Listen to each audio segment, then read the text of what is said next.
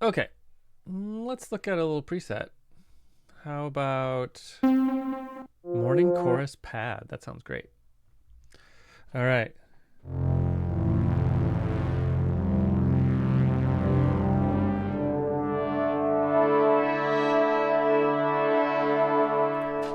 That's a very nice sound. Let's look at what they've got here. So they've got this kind of shark tooth wave and then a sawtooth wave. Envelope 2 is modulating just a little bit, this first one. So envelope 2 is down here, this one. We've got the shape parameter is up and it's making kind of a goofy shape. And that envelope, this envelope is kind of changing the shape of it. Now remember, I can tell it's not an LFO that's changing the shape of it because it's just happening once and then stopping. Envelope 2, no noise. Filter, type 2. Key tracking. I promise we'll get to key tracking in just a second. Filter, resonance. Pretty low filter. Is that modulated? No, it doesn't look like the filter is being modulated right now. A little bit of frequency modulation. That's FM, so a little bit of FM happening. ADSR, kind of a slow attack. Slow attack on the second one as well. That kind of looping envelope to turn it into sort of an LFO is not on. LFO is very subtle. I don't think I pointed out here that you can change the shape of the LFO with these. They've got a couple new ones here, like this Wander, which is kind of a more subtle sine wave in a way. So a little bit of LFO, kind of subtle. Mount is high, heading to envelope 2. Stereo, good bit of drift on it. Yeah.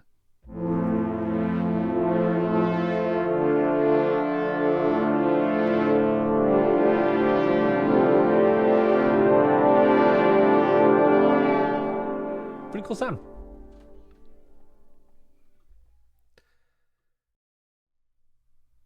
Okay, key tracking. I promised, and now we're back. So key tracking is this little job right here. So here's the purpose of key tracking. The reason is, let's say we've got a filter and it's, it's right here. Okay, so our resonance is right there. That's right in the middle range. Okay, let's say that's right around this note. Okay, now that's where our resonance is. Okay, so that note's gonna have a little spike right on top of it. Let's give it more resonance. Okay, cool. Now, the problem is that note's going to stick out because it's going to have an extra amount of resonance. If I keep going up, my notes are going to start to sound different. They're going to get quieter as they go past the filter, right? So what we actually want is for all the notes on my keyboard to be similar, right? They kind of flat in terms of their volume, but these notes right in the middle are going to be louder than the other notes because they're right under that resonance hump. They're going to get boosted. Okay, so that's not good. That's going to make a funny sounding synth.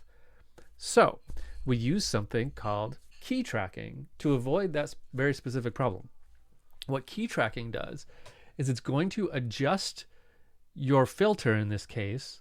It's usually used with the filter, but you can see it a few other places as well. It's going to adjust your filter a little bit, 30%, based on what key you play. So it's tracking the key that you play and adjusting from there. So if I play a high note, it's basically going to move my filter up to where I am, right? It's not going to update and show us that. Maybe if I crank it up really high.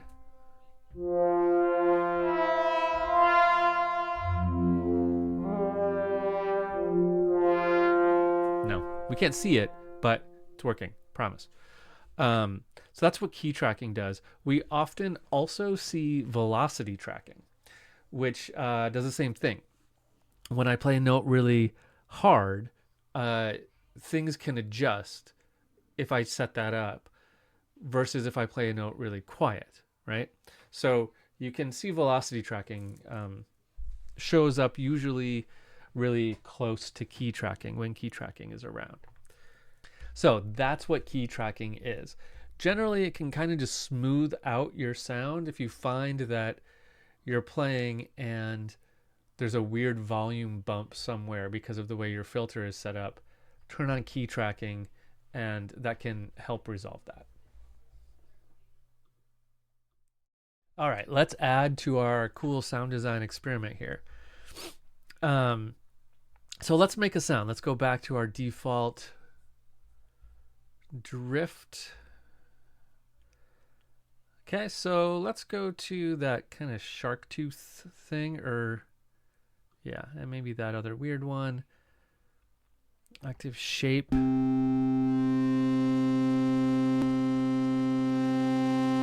I want something kind of bright here, so let's detune this one just a little bit.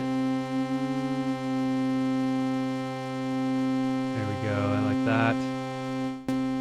Let's leave that just like that for now. I'm gonna leave that alone, no noise. Frequency, let's pull it down, give myself a little resonance.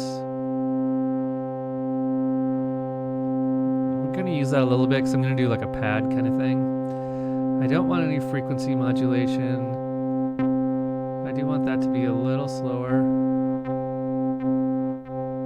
There we go. We'll do this.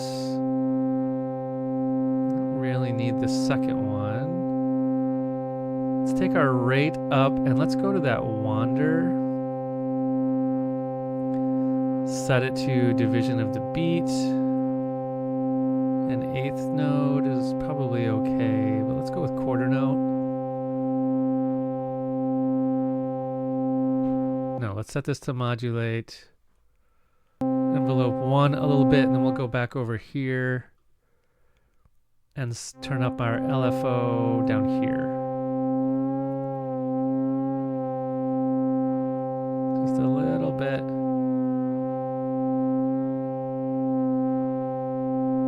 There.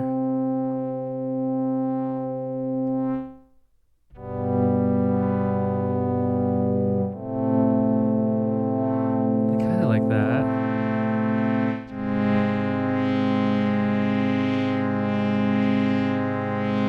All right, let's go with that. Okay, and then for my track here, I think what I'll do is I'll just use these chords, but without any arpeggiator. So let's do this, then just duplicate those out. And let's hear that.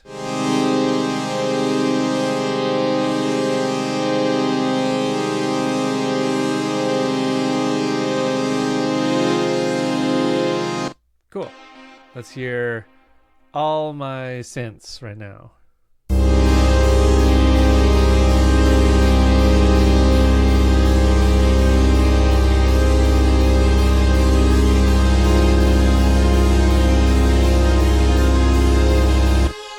Forgot to label this one. This one is going to be operator,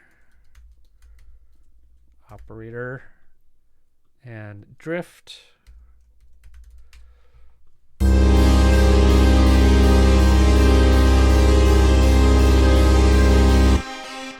All right, pretty cool.